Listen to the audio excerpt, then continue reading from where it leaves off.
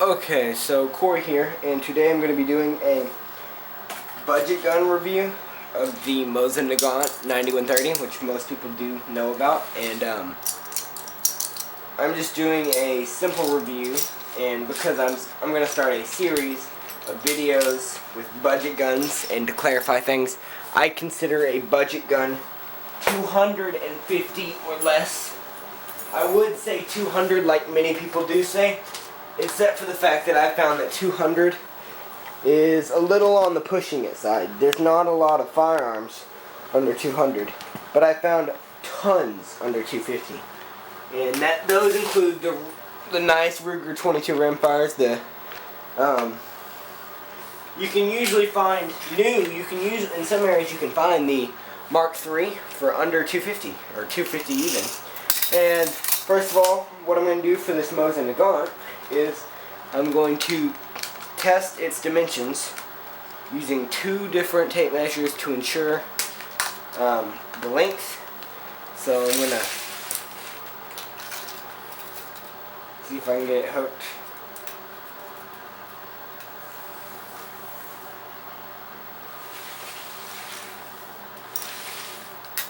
You probably can't see this, and I apologize for that. I don't want to take my camera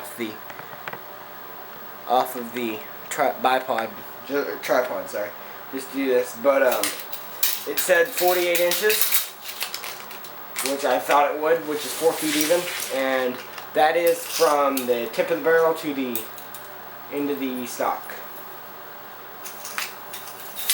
Oh.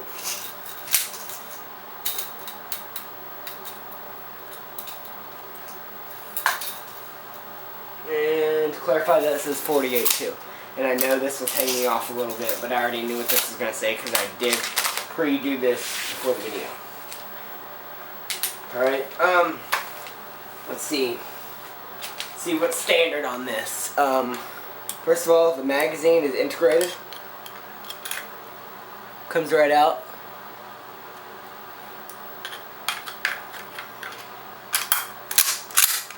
Safety checked. Right here, it is verified to be safety checked. I checked it before, and physical test, it is empty. And if it wasn't empty, it would have ejected. Okay, so first of all, let's start off with the round. The round is a unique round, and as far as I'm aware, this round isn't used in more than 5 rifles. I know it's used in 2, and I know it is used in some remakes, you know, by different gun manufacturers. No one known like Ruger, but more like residential gun manufacturers. Kind of like Red Jacket on TV. That's just an example. I don't know that they make one of these, but I am aware because one of my friends does have one, and it is not a Mosin Nagant, nor is it Russian. But the caliber is 7.62 by 54R, and to clarify, R does stand for rimmed. The ballistics compare to the 308, and this is a 308 silver tip by Winchester.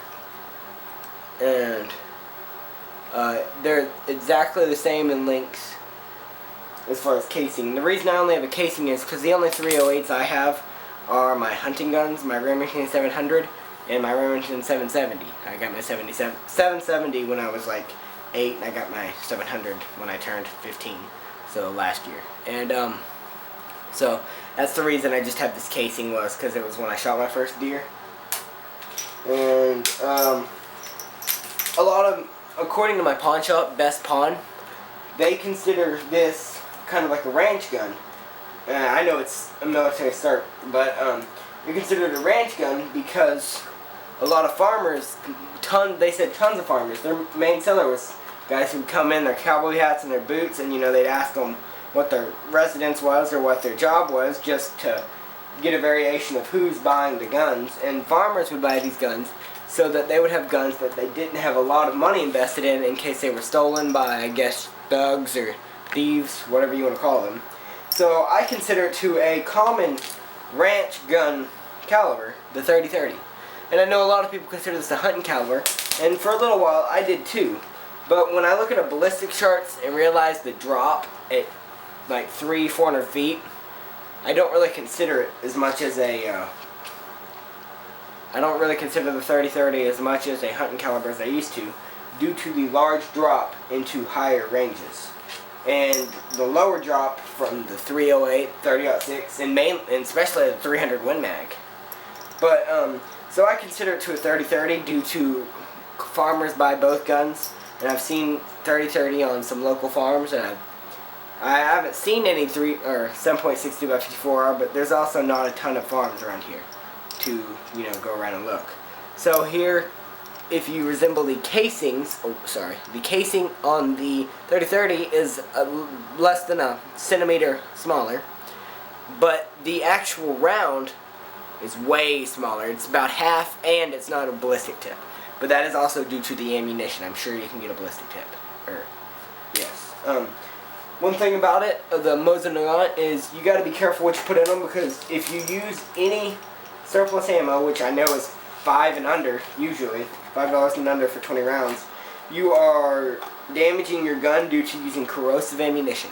And I hate to say it, but I've looked up different kinds. I've talked to various people, various mosin nagant owners from YouTube and from my area, and they say any of that military stuff you get is going to be corrosive due to the, how during military times they were poor, and there was a lot of, it was the Depression time, and the Great Depression time was, reaching, and they didn't have money to be doing non-corrosive ammunition. I guess it's cheaper to mass produce.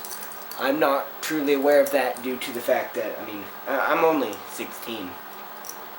My 17th birthday is in a few months, but I'm only 16, so I don't know all of this, but I'm just going off of various websites. 7.62x54R.net is a wonderful place to go. I will insert that video, or will insert that into my annotations on YouTube. But good ammunition to put into it, getting back to that, is Monarch. Monarch is great ammunition. It is steel. This ammunition right here is Monarch. I just have them loaded on stripper clips. And it's a 185 grain full metal jacket. I don't know if you can hear it, but it's pretty loud. The sound, I guess it's not packed or anything, because usually when I shake like the 30-30 and stuff, I can't hear a charge at all. But with this, I can hear a loud charge. So anyway, I use Monarch ammunition. I also consider Wolf brand if you can get the non-corrosive, and it'll say non-corrosive like this does. It says under warnings, under lead warnings, and on the sides it says non-corrosive. I bought this from Academy, and it was made in 2011. You can tell because it says right there, 2011-10. I guess that means the 10th month of 2011. I know I didn't go much over the actual gun in this video. This is just part 1. There'll be a part 2 and maybe a part 3 due to the fact that I was just going over specifics. I wasn't really going over the actual gun or anything to do with it really, just that it was empty and then it has this detachable 5-round magazine. I will be getting my chart to read up on that. It's not like nothing fancy. I'm not copying him. I have seen his videos where he's talking about how everyone copies him. And no, I don't copy him. I respect him very much, and I respect his videos because I do believe he is truly good at what he does, and that's reviewing gear. And so I wouldn't dishonor him by, taking his gun thing, but I have different things, and I might use some of the same words like POU, but tons of people on YouTube use POU.